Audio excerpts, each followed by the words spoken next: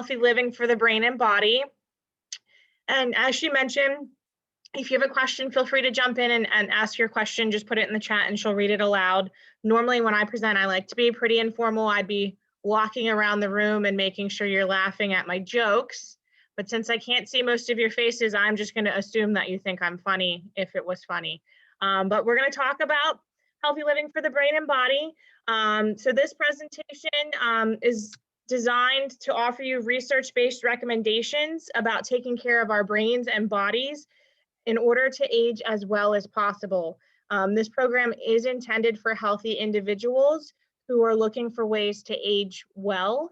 If you have any concerns about your memory, or if you do already have Alzheimer's disease or dementia, please feel free to contact the Alzheimer's Association to speak with someone and find out about other programs that are available. Okay, so by the end of this program, we will be able to identify the reasons for taking care of yourself as you age. If you didn't already have a long list of why you want to take care of yourself, we're going to add some more. List strategies to help you age well in the following areas: cognitive activity, physical health and exercise, diet and nutrition, and social engagement. We're going to talk about ways to make a plan for our own healthy aging. And throughout the course of this program, you will be able to view short videos from experts in the field of aging and people who are finding ways to make small changes that add up to help them age well over time. So let's talk about the factors that contribute to how human beings age. There are some ways in which we age that we all have in common, and many of these are out of our control. As we get older, for example, our hair typically turns gray, our skin typically wrinkles, and our eyes tend to focus a little less effectively while reading, or you start to hold your stuff out a little bit further from your face. As individuals, though, we each age somewhat differently. And how this takes place depends in part on our genes, which is also something we have no control over. And we're each genetically predisposed to age in a certain way. For example, some families tend to live a long time. They have many members in their family that live into their 90s and longer. Other families tend to develop diseases that may limit the lifespan. These are all things that are out of our control. We can't choose our genes, and we can't choose to may or may not grow some gray hair on our head. However, there are many aspects of aging which we do have some degree of control over. These aspects of aging include lifestyle or environmental factors associated with how we age. Even in families with genetic predispositions towards particular conditions, there are lifestyle and environmental interventions that may alter the course of those conditions significantly.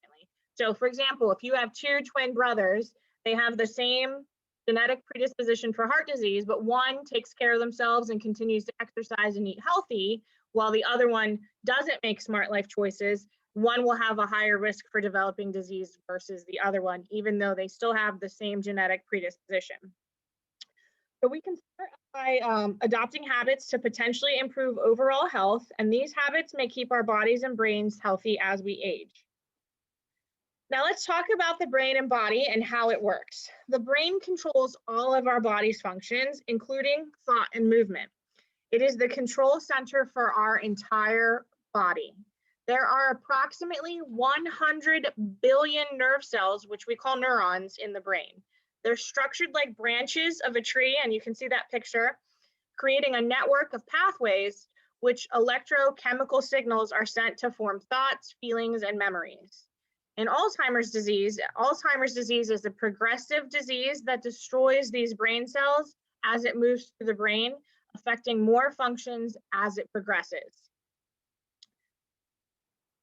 We've known for years that the brain and body are connected, and that what's good for the body is most likely good for the brain. Now, science is able to tell us exactly why this is true and what we can do to maximize our health. Much of the brain-body connection is due to the fact that the brain is nourished by our body's richest network of blood vessels. Oxygen and other elements are delivered to the brain through the bloodstream to keep the brain nourished. Each time your heart beats, 25% of the blood that's pumped through each heartbeat will go to the brain. So every time your heart beats, a quarter of the blood that's traveling through your body is going to your brain to fuel your brain. So that's why what's good for your body and what's good for your circulatory system is also most likely good for your brain, to keep your brain fueled so it can do the important work that it does. There are many benefits to aging. If you ask someone that you know over the age of 50 or 60, you may hear a discussion of feeling increased feelings of comfort with who the person is and less concerns about opinions and criticisms of others. And it's true, when we're teenagers, we care what everybody thinks about us. And as we get older, we feel more comfortable in our own skin versus what we felt like when we were younger. Those in their 70s and 80s may also talk about the wisdom that comes with life experience and the appreciation of this perspective. As we age, there's many changes that takes place in our bodies and our brains. Many of these are expected as typical age-related changes, such as some decline in the way our brains will process information. In addition, there are some diseases that are more common as we age, and some of these do impact the brain function. Alzheimer's disease and other diseases result when the brain is compromised in some specific ways. Currently, there is no proven method to prevent, cure, or even slow down the progression of Alzheimer's disease. There are habits, though, that help maintain or potentially improve overall health as we age. These habits may also keep your brain healthy as you age. So these are the habits we're going to be talking about in this program. And although this program isn't specifically about issues related to Alzheimer's disease or dementia, it is helpful to know some basic information about these conditions to understand how they relate to healthy aging and what we can do to help our brains and our bodies age as well as possible. So dementia is a general term that is caused by many different diseases, each with different symptoms. The symptoms of all these diseases have one thing in common. They compromise the way our brain works and cause a decline in memory and other brain functions that are noticeable enough to affect everyday life. So that's one of the key things. All of these diseases alter the way the brain works and cause decline in memory and cognitive function enough that you notice it in your day-to-day life or interrupts your day-to-day life. Although dementia and other diseases under this umbrella term are associated with aging, they are not a normal part of aging. Alzheimer's disease is not a normal part of aging, because if it was, then we'd all get dementia and Alzheimer's, and that's not the case. Not everybody will get it. We talk about Alzheimer's disease the most because Alzheimer's disease is the most common form of dementia. It accounts anywhere from 60 to 80% of all cases. Some of the risks for Alzheimer's include age, again, something we have no control over, genetics, we have no control over, head injury, we could limit some risk factors, cardiovascular factors, and fewer years of formal education. We will discuss some of these risks in higher detail later in this program. There are some therapies that have been developed to help treat symptoms of the disease, and they're effective in some people for a limited period of time. However, they do not slow the progression of the disease. The Alzheimer's Association offers many programs and resources, both in person and, as you know now, online, where we can get additional information about Alzheimer's disease and other forms of dementia. So today, this is what you came to hear about. Today, we're going to talk about these 4 aspects of healthy aging.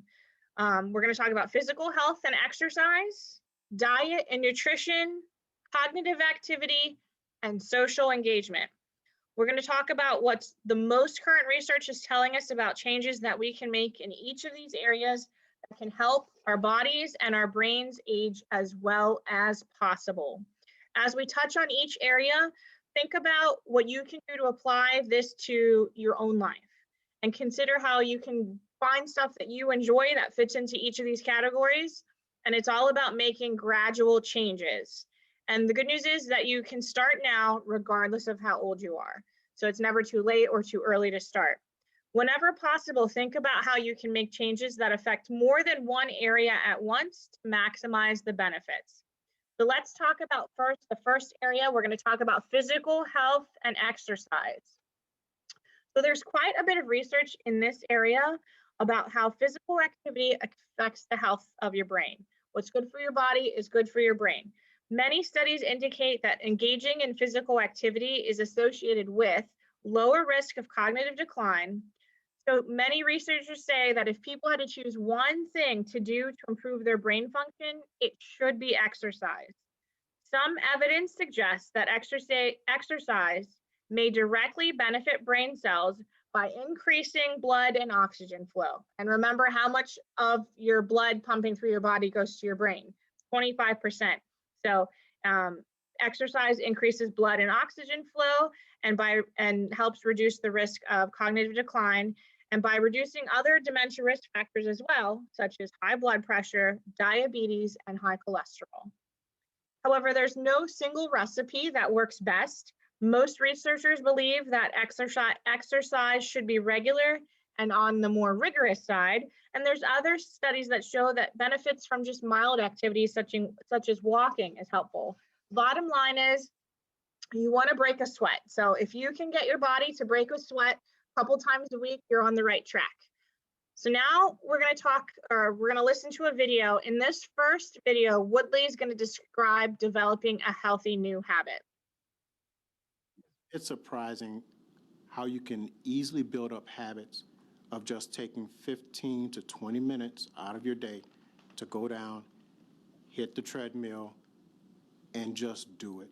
Just do it. Just get on it, put my headphones on, and just walk at a nice brisk pace for myself, build up a quick heartbeat, quick sweat, and it's amazing how quickly I can go from 15 minutes to 20 minutes, and then over time 30 minutes, and over time 40 minutes. Before you know it, you're up to 45 minutes of walking, and even at a higher incline and also at a higher pace. And again, it's all about incorporating habits in the choices that we make. So Woodley talked about developing a new habit, which can happen surprisingly quickly. So progress comes from choosing to stick with your new behavior. Create an exercise habit can begin with just 10 to 15 minutes of activity. And like what I like to say is start by going to get your mail. And instead of stopping at your mailbox, just walk to the end of the block and come back. Then the next time you get your mail, walk a little bit further and come back. And then you just keep adding on. And before you know it, you're making some progress. And the good news is when you're doing physical activity, 10 minutes in the morning, 10 minutes at lunchtime, and 10 minutes at dinner time is the same as if you just did 30 minutes altogether for your body. So you don't have to make a huge chunk right away. You can break it into smaller pieces. The most important recommendation is to be as active as you can. And incorporate activity that you enjoy so you will continue to engage in it. So if you hate being cold and wet, then I don't suggest starting a new swim class is going to be the right thing for you. You want to find something that you enjoy, so you're going to want to stick with it. If it's new to you, start out small. Walk around your neighborhood a few times a week. Take the stairs as often as you can. Or how many of you go shopping? Instead of looking for the quickest and the closest parking spot, maybe you try to find that parking spot down at the end. And not only are you protecting your car, because right, we park far away from the store when we have a brand new car. So now let's protect our body and park far away so that we can walk more than we usually do.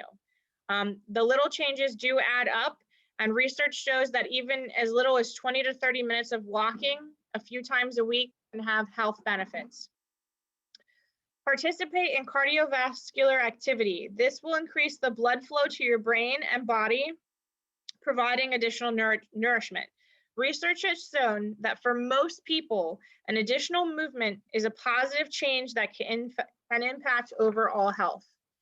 The CDC's for Disease Control and Prevention developed recommendation guidelines for physical activity. So for details about the recommendations, you can go to the CDC's website, which is just www.cdc.gov, and look up their physical activity guidelines. The next thing is to move safely to prevent injury. We already talked that head injury increases your risk for dementia, so you want to make sure that when you are being physically active, you prevent head injury by wearing a helmet when you're biking, Wear other protective gear when you are doing other activities. Ask friends to join you. This is a way that you can make it social, and we're going to talk about how social engagement is another benefit. So asking friends to join you makes it social, and it gets you support or gets you a person to be accountable for. So if you're supposed to meet your friend at the park every Saturday at 10 a.m., you're more likely to do it because you don't want to let your friend down. Consider physical activities that may also be mentally and socially engaging, such as taking a dance class, joining an exercise group, or engaging in a challenging sport such as golfing or playing tennis. So I know that we've all been kind of staying away from each other, and it's been a little bit difficult to be socially engaged, but I'm hopeful that things are going to open up. But if you can do a class like this online, they also offer dance classes and different things. You can go on YouTube and do a dance class for seniors or Tai Chi for seniors and get physically active in something that you don't normally do. It's always important to check with your doctor before you can begin any exercise program. And like I said before, it's never too early or too late to start. No matter when you start, your body and your brain can reap the benefits. All right, so now we're going to talk about other things. Studies have shown that smoking increases your risk for cognitive decline and may also increase your risk for dementia. So I hope that none of you are still smoking, but if you needed another reason to stop smoking, this is another reason. Additional benefits from stopping smoking include lowering your risk for heart attack, lowering your risk for stroke, for lung disease, and better blood circulation, and avoiding exposing others to secondhand smoke. And we talked about how better blood circulation is already good for your brain. Alcohol. So alcohol has many effects, and although a glass or two of red wine is commonly thought to have health benefits, if you don't already drink wine regularly, you should not start drinking wine to get health benefits from it. Also, excessive drinking of alcohol has some serious negative effects, including slow or impaired communication among brain cells, fuzzy memory and drowsiness, long-term changes in balance, memory, emotion, coordination, and body temperature, is a big contributor to falls and fall-related injuries in older adults. And again, brain injury increases your risk for developing dementia. And alcohol can react negatively with many medications, leading to potentially dangerous or even life-threatening consequences. What else can we do? We can get enough sleep. Inadequate sleep due to conditions like insomnia or sleep apnea can cause problems with memory and thinking. Again, avoid injury to your head. Head injuries and falls can contribute to physical and cognitive difficulties. Be sure you wear a helmet when you're riding a bike or playing any sports that could involve a head injury. Studies have also shown that regular physical activity decreases your stress, increases your ability to manage stress, and leads to a better overall mood. And I don't know if any of you have started doing some exercise, but don't you feel so much better? You just feel lighter after you've exercised. It's because exercise can help lower your stress level. And if you do have a lot of stress, you want to monitor your level of stress and take action to minimize it and seek professional assistance to address any anxiety, depression, or mental health conditions. Before you do anything, you want to inform all of your doctors about all the medications you take and have them reviewed by your primary physician once a year to make sure you're not going to have any medication interaction. It's important to find a physician that you trust and visit your family doctor regularly and follow up on all of their recommendations. Okay, so the next thing is what else can we do? Growing evidence is suggesting that many factors that increase your risk for heart disease and stroke also increase your risk for dementia. So you want to keep an eye on these risk factors, because not only are you going to help yourself avoid having heart disease and strokes, but also the research is showing that it lowers your risk for having dementia if these numbers are in check. These include high blood pressure, diabetes, obesity, and possibly cholesterol. Although there's good research being done in these areas, there's more research that needs to be done. Here's what we know so far, though. Research in these areas show an increase of cognitive decline and dementia among individuals with diabetes. An increased risk for cognitive decline and dementia with people with diabetes.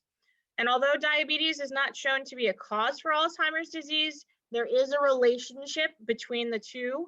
And there's a relationship between those that have diabetes and those that get dementia. Studies have also found that midlife obesity may be associated with an increased risk for dementia.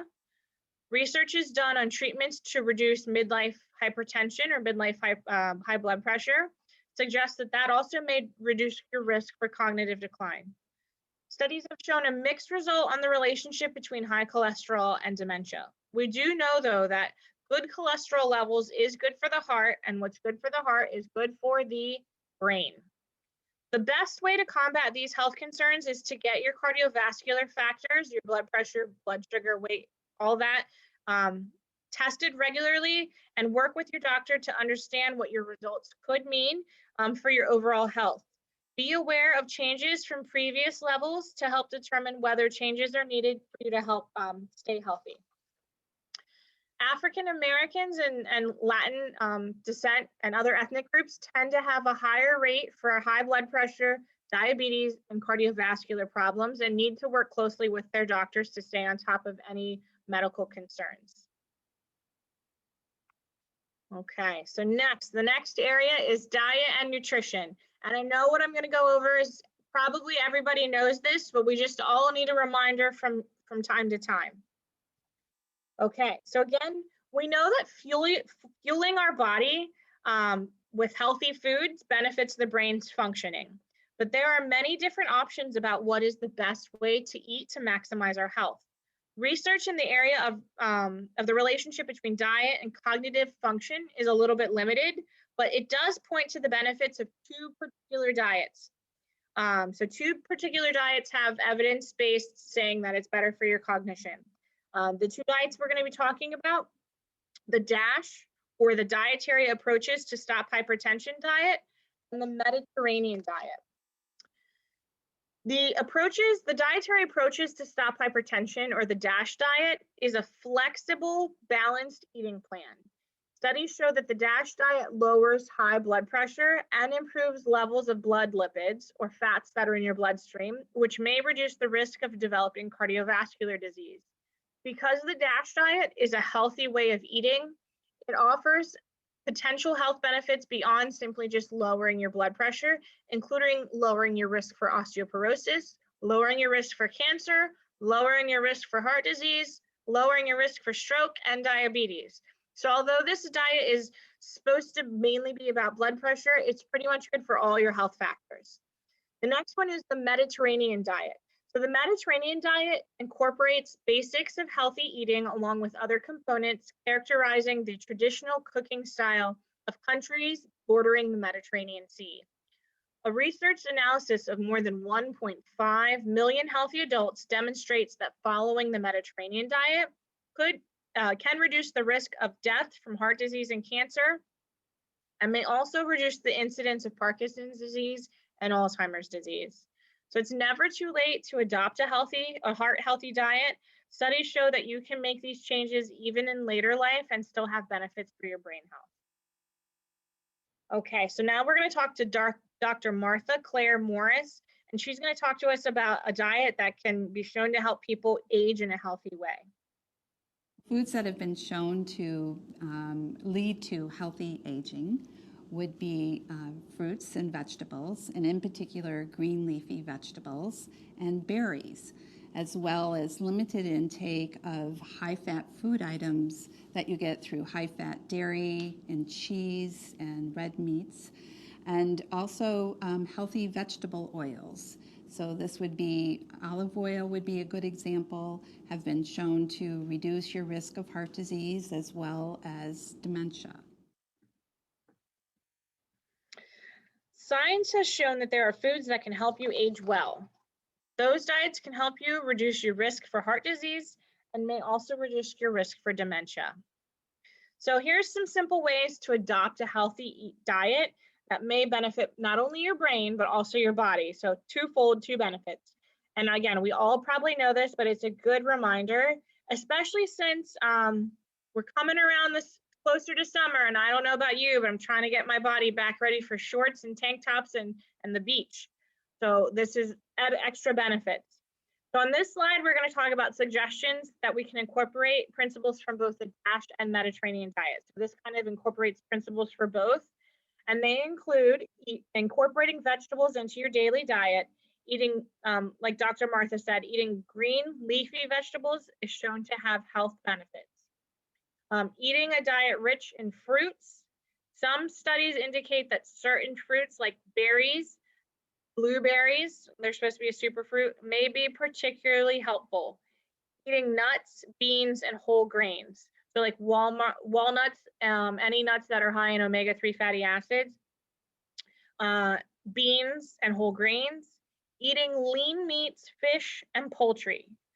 You want to choose foods containing polyunsaturated and monounsaturated fats, which are found in nuts, vegetable oils, fish, avocado. Aim for a diet that's low in saturated and trans fats, and stay away from processed foods. So stay away from deep fried foods, excess sugar, and salt. So basically anything that you can find at the fair. So if you think about it, if it's at a fair stand, more than likely you want to avoid it. Deep fried corn dogs, processed foods with solid fat, sugar, and salt. Those are things that we want to stay away from. All right, so what else can we do? A healthy diet will help increase your intake of important vitamins. So if we eat healthier, we're more than likely to get better nutrients and vitamins into your diet.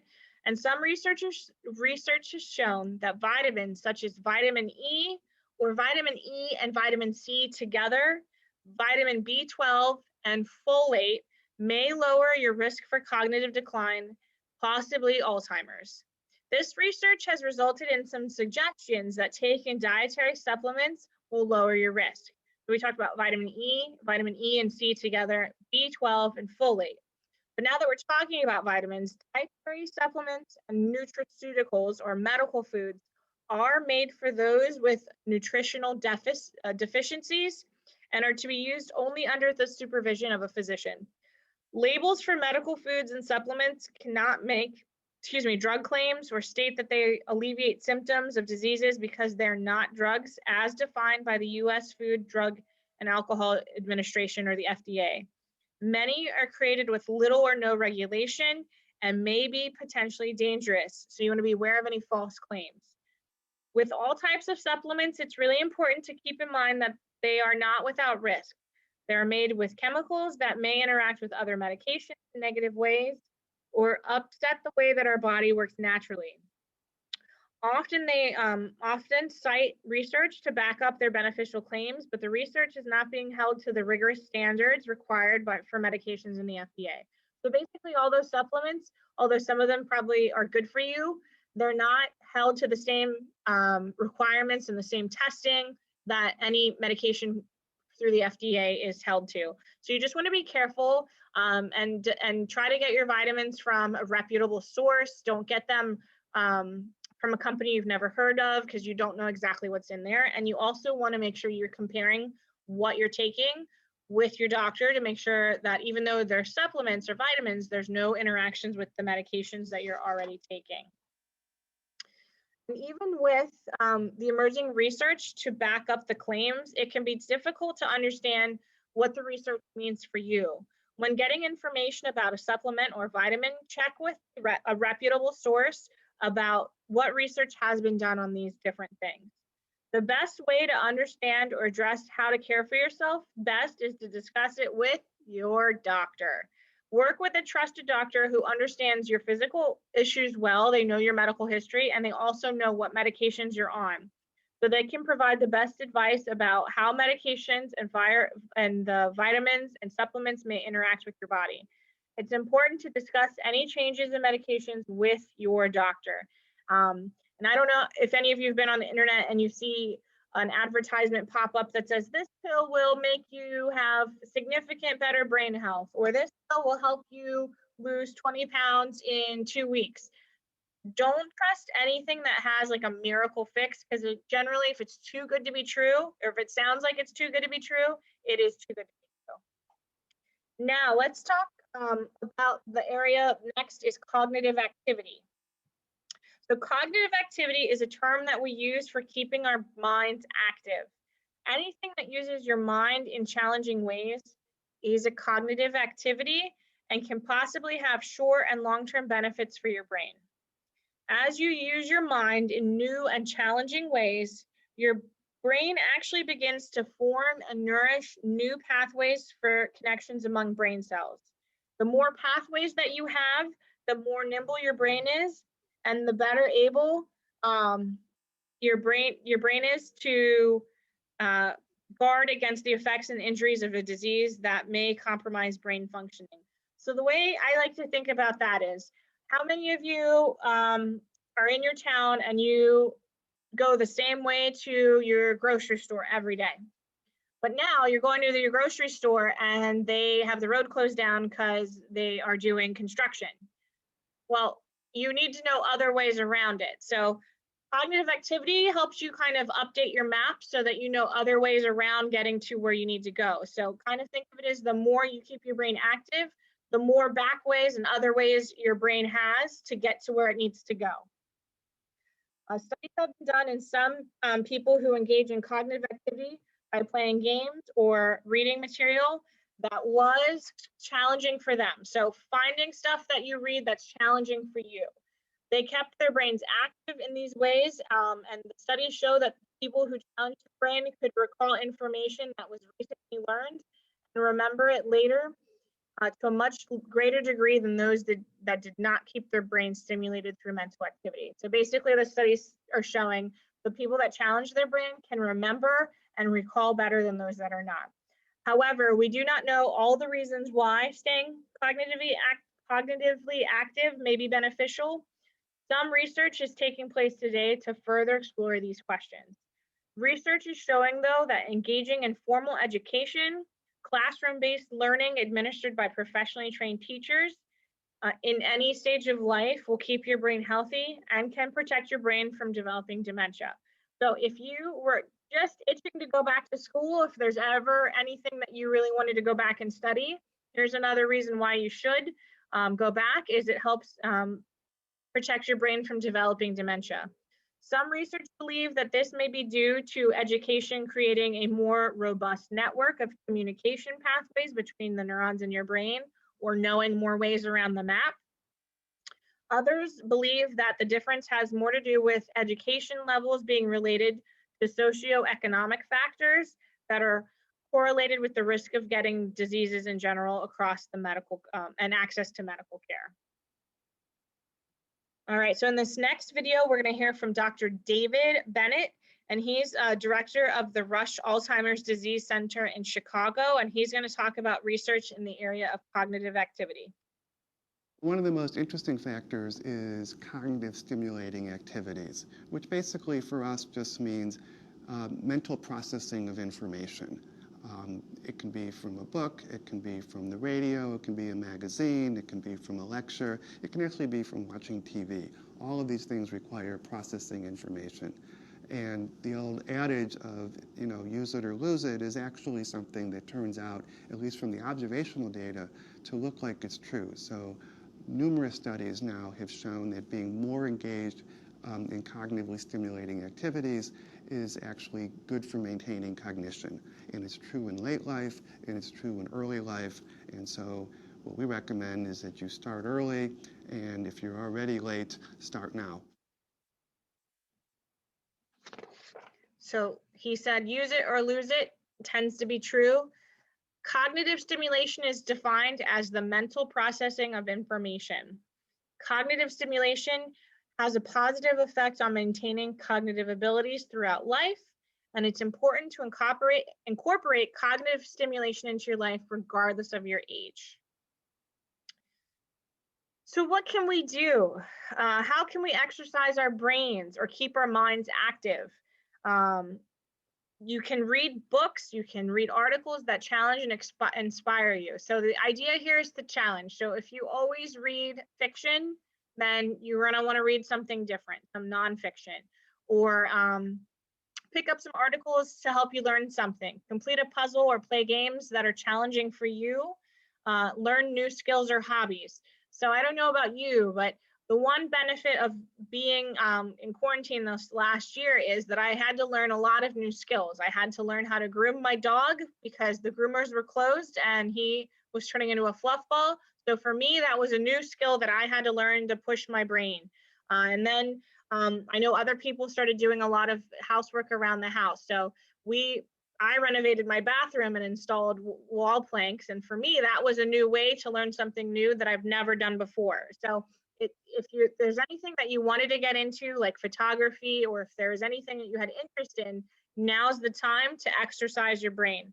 Focus on topics that interest you to provide you with new learning and to add to what you already know.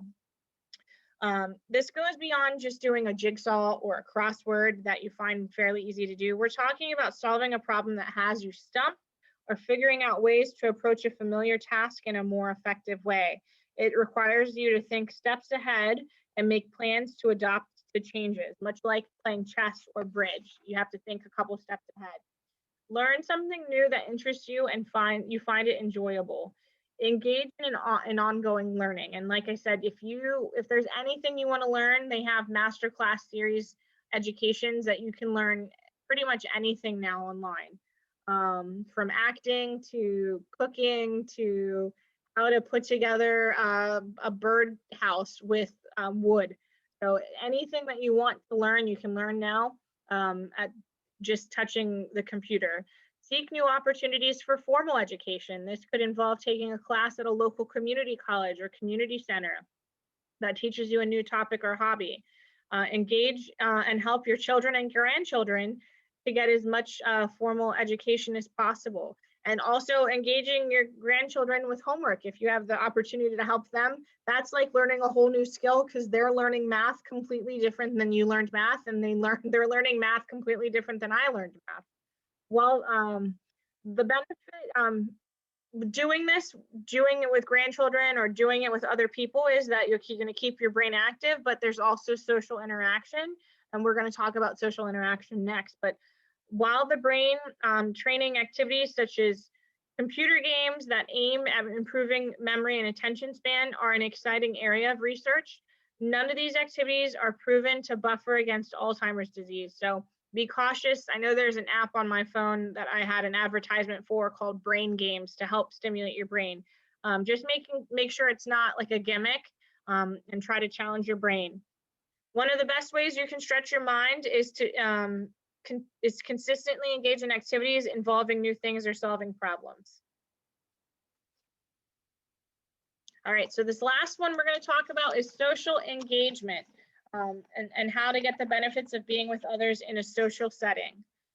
So this is the area that has the least amount of research right now. However, some of the research indicates that connecting with others socially may benefit brain health and may actually delay the onset of dementia.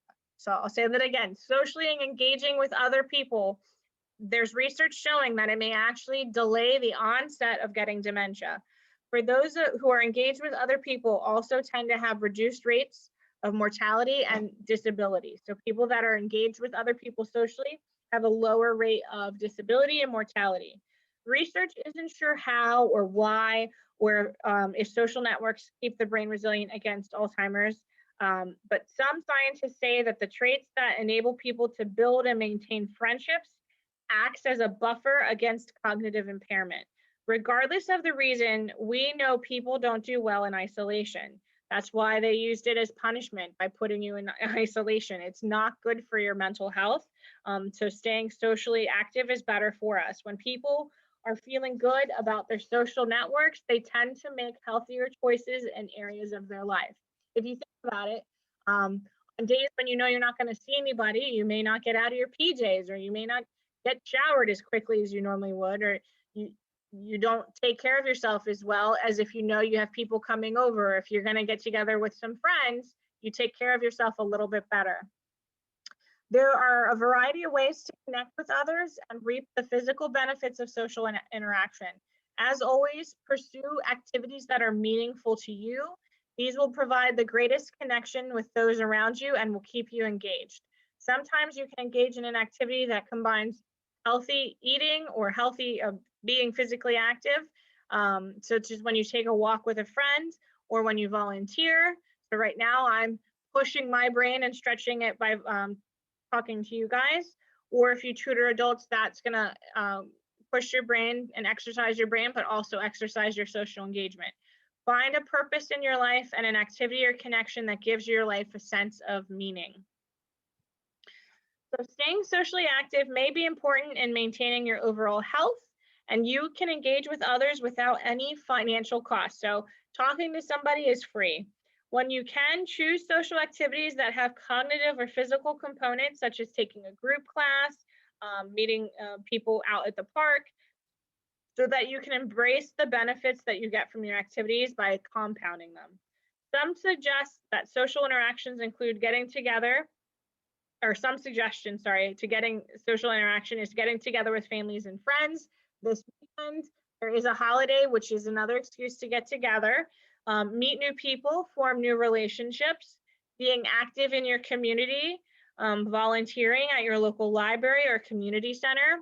I work in hospice, so I know that hospice is always looking for volunteers to spend time with people, taking classes, or joining a local walking club, or joining a book club. So now we're going to pull all the pieces together. Each of the 4 components we explored has potential benefits for physical and cognitive health, but research shows that combining the activities in any of the 4 areas may have the greatest benefit in maintaining and improving your health.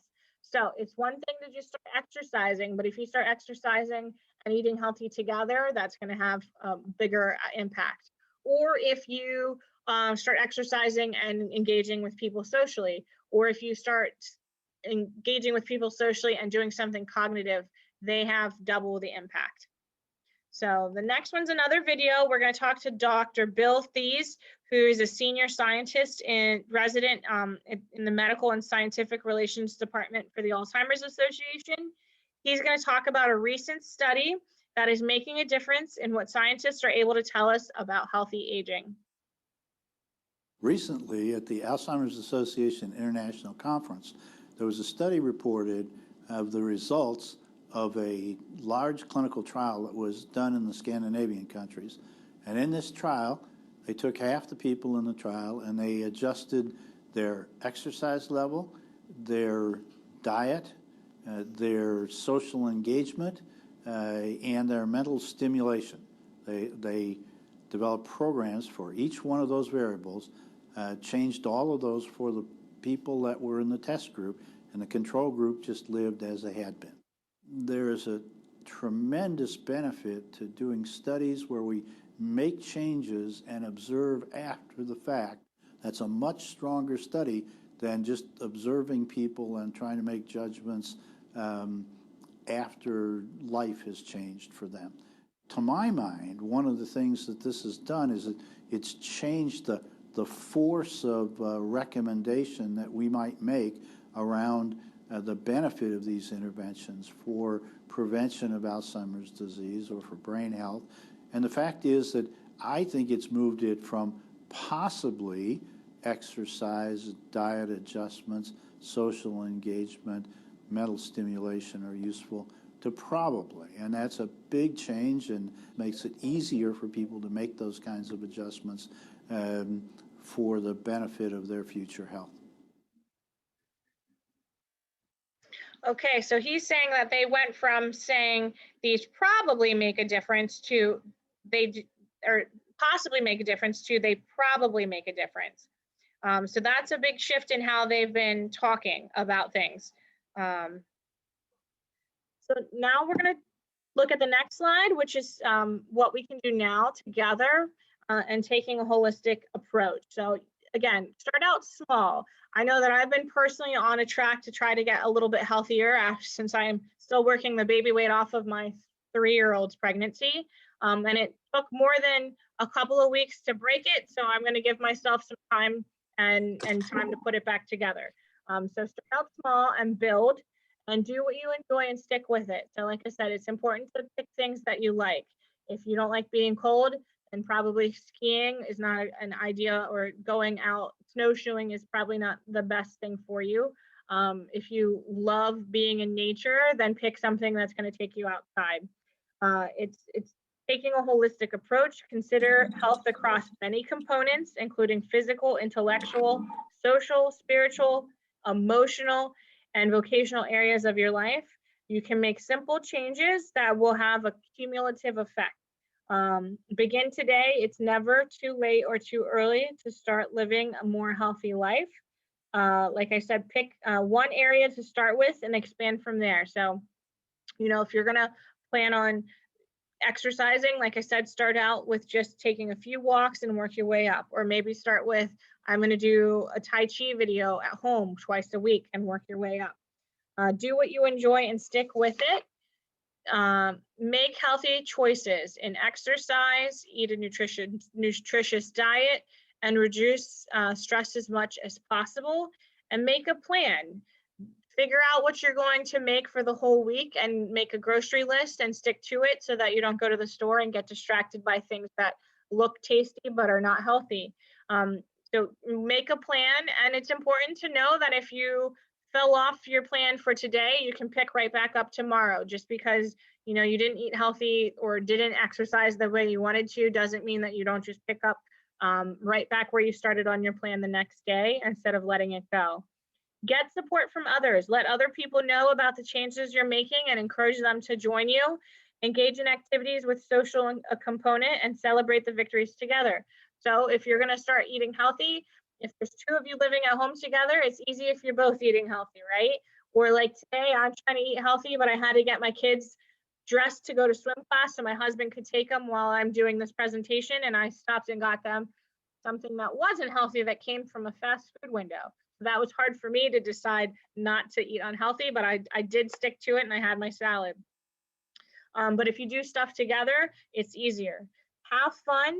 Be sure that the activities that you choose are enjoyable and reward yourself for success. So I know I'm part of a ladies group on Facebook that's just about making smarter choices and eating healthier. And several of the ladies say, well, if I lose 10 pounds, then I'm going to buy myself this new dress that I wanted. Or if I get down to this size, I'm going to go buy myself something new. So reward yourself for success.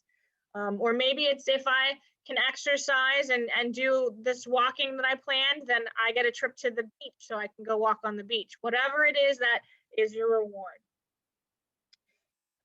So aging can present health-related changes that can take an emotional and financial and physical toll. You may find a product on the market with medical and health-related claims that might be backed up by inaccurate or misleading research.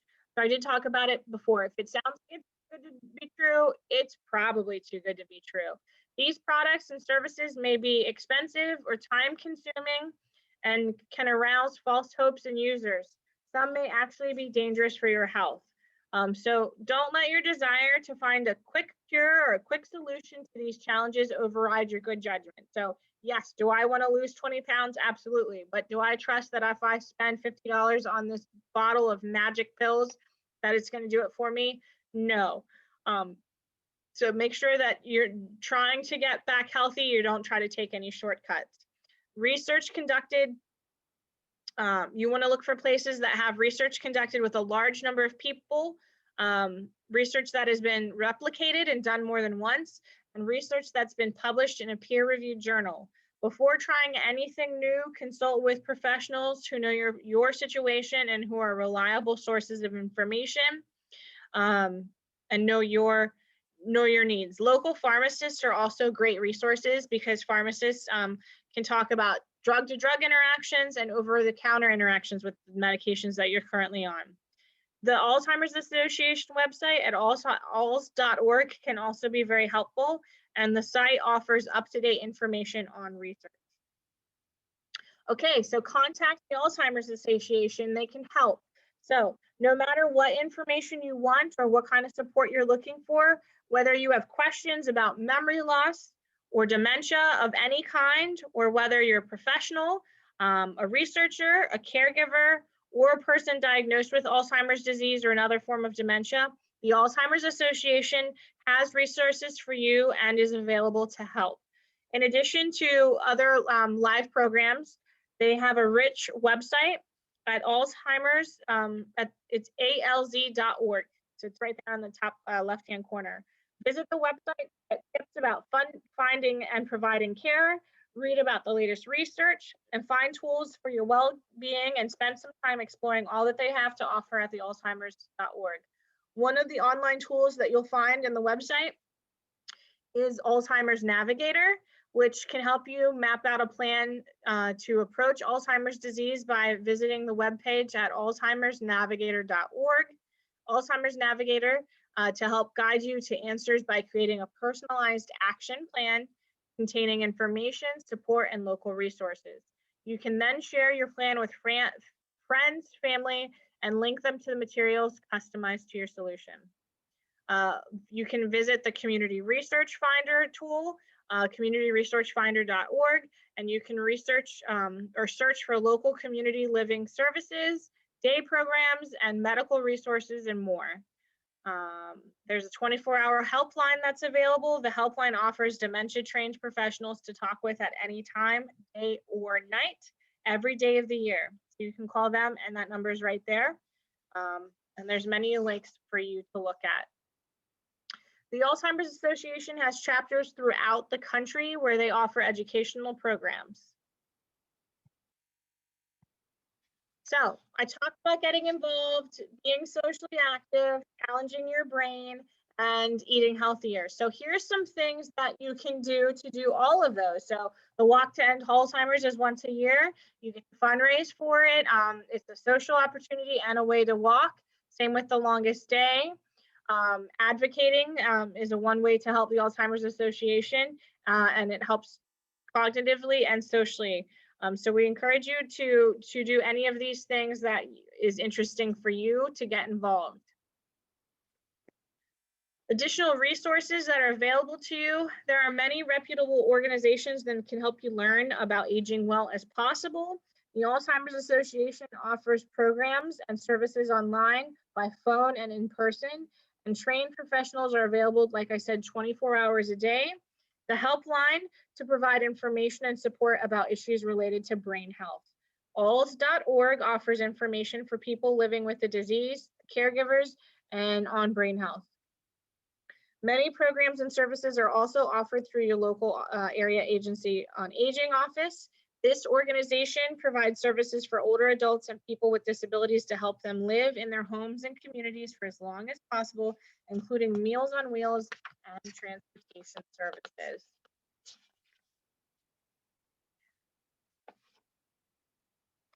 All right, I'm looking at the clock. I'm a little under time, but I was hoping that left plenty of room for any questions.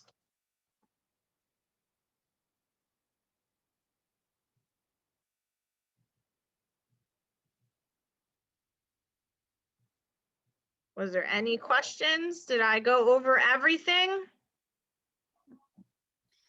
Yeah, so we don't have anything in the chat. So if anyone does have a question, you can feel free to unmute yourself to ask or type it in the chat and I can ask for you. While everyone's thinking, I was just going to ask Nicole, Sure. What would you say, like, do you know of any games, like mobile or otherwise, that are like the best For challenging your brain? Yeah. So I think it depends on like what you already do. So like the research is showing, like if you already do a lot of Sudoku, then that's not going to be beneficial for you. For me, I don't even know how to do it. So that would probably be the most cognitively beneficial for me. I would have to look at some games to see. I know that they talk about chess specifically because then you're thinking ahead and planning ahead, or bridge, some different card games that involve keeping your plans ahead and thinking ahead of the opponents. So that was something that they mentioned specifically.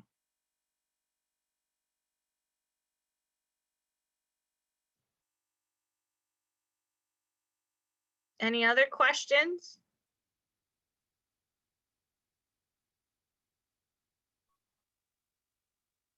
Okay, well, if we don't have any questions right now, no pressure. You guys can always send me an email and I will be able to get in touch with Nicole or Sarah from Alzheimer's Association to get you an answer or get you any information you might want or need.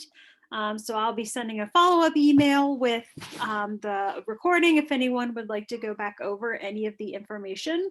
And I'll also include some of the information from those last couple of slides there with the resources and the contact information.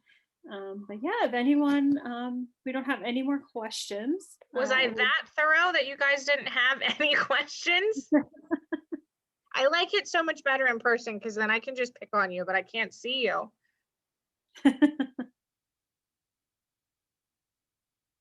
Yeah. All right. Well, if anybody Well, thinks you of covered it, anything, yeah.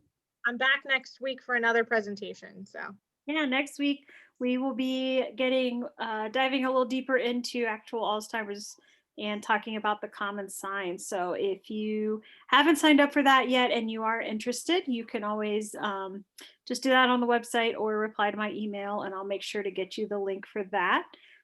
But otherwise, thank you so much, Nicole, and thanks everyone for joining us.